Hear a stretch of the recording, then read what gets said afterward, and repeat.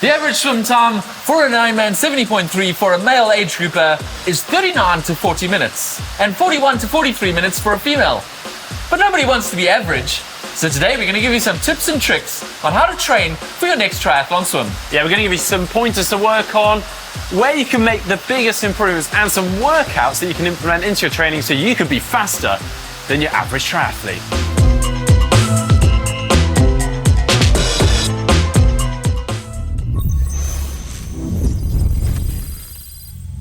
The swim leg in a triathlon is often the most intimidating part. But even if you are comfortable in the water, the time, energy and effort it takes to improve your swim just a couple of minutes hardly seems worth it. But it is worth it. Not only will you save energy and go faster, but you'll also find the whole triathlon more enjoyable. And it's not that hard to make improvements in your swim if you just do the right things at the right time. So what are those things? Well, firstly, you probably need to change the way that you're thinking of swimming. Now, if you've been swimming for quite a while now and have seen little improvement for a while, you might be thinking, this is as good as I'll ever get. Well, you're wrong. Also, if you're relatively new to swimming and you've maybe done a little test session, something like 1900 meters, and you've completed it in, say, 55 minutes, you might have decided, hey, I'll just swim this full 1900 meters regularly and I'll eventually get down to 40 minutes or less. You're also wrong. You'll probably never get there. Now, if you asked a collegiate level swimmer, now 45 years old, hasn't swum in 20 years, to also swim 1900 meters, they'd almost certainly swim it faster than your average triathlete. Faster than 40 minutes. Not because they've magically held on to their fitness for 20 years, but because they have the technique that allows them to move through the water at that pace. I mean, their shoulders probably won't be very happy with them. They'll probably curse you a lot, but they could do it. Therefore, if you want to take your swim to the next level, to above average, you have to stop thinking of it as a fitness problem and start thinking of it as a skill you need to master. And we all know how to master skills. A pilot isn't given a plane to fly until he crashes and then to try again, until he can eventually fly that plane without crashing. He breaks it down into its smaller parts, learns each of them, puts them all together, and then he is given a plane to fly across the world. Now, that metaphor doesn't exactly work because we're not saying don't get in the water until you are perfect at swimming. However, the principle is the same. You need to break down your swim. There are 3 key steps to this. First, figure out what you're doing wrong. Second, figure out how to do those things correctly. And third, ingrain that new technique. Now, to identify where you're going wrong, you really need an expert eye to look over your stroke. And of course, you can try to do this yourself by videoing yourself swimming and then comparing your swim to that of a good swimmer. And well, it's actually quite a good thing to do. It's quite enlightening, but you could also run the risk of trying to work on and improve the wrong things. Now, an expert will actually help identify what you really do need to work on. But a word of warning here, if you've been doing the wrong thing for a long time, the right thing can feel incredibly awkward. And it can take some time for that right thing to become and feel normal. Now, you can help that process by doing things like drills and using things like pool buoys, fins, paddles and snorkels to help with that correct and normal swimming style. And then finally, you need to ingrain that new technique. And again, a word of warning here. You cannot simply think about your new hip rotation and that better catch and the better breathing technique and then just do it for 1900 meters. What'll happen is after 200 to 300 meters, you'll slip back into your old habits and you'll throw away all those new techniques and you'll simply further ingrain those bad stroke techniques that you've been using before. Rather, break it down into shorter reps that you can sustain that new stroke and slowly build it back up again.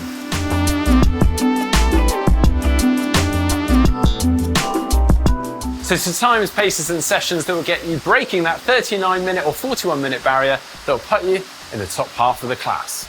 The pace time for 39 minutes is 2:03 per 100 meters. The women's average time is obviously a little bit slower, but we think the ladies can target that sub 40-minute time too. Well, 2:03 per 100 is very absolute, but the swim really isn't. The swim portion obviously isn't in a pool for starters. You'll have the wind, the current, the chop that will most likely be slowing you down, and also you don't have a black line like you do in a swimming pool to follow, so you'll likely end up swimming a little bit further or at least lose some time navigating. So the swim pace that we really should be looking at for swimming in a pool when targeting a 39-minute open water swim time is more like 155 to 157 per 100. So what key workouts can we do? We'd suggest you break it down into 3 sessions with a specific focus on each, but you can mix it up and include a bit of each in each session if you want to. Hopefully, for your technique improvements, you have a technique coach, someone who can help you to improve your technique. If you don't, we do have a few videos that could help you, like this, or this, or this, which can teach you how to do some drills to improve your technique. Now, for the technique session, it's not about pace or speed or distance. It's just about technique. So don't worry about covering 1900 meters or about your average pace for this. Just focus on getting that technique right.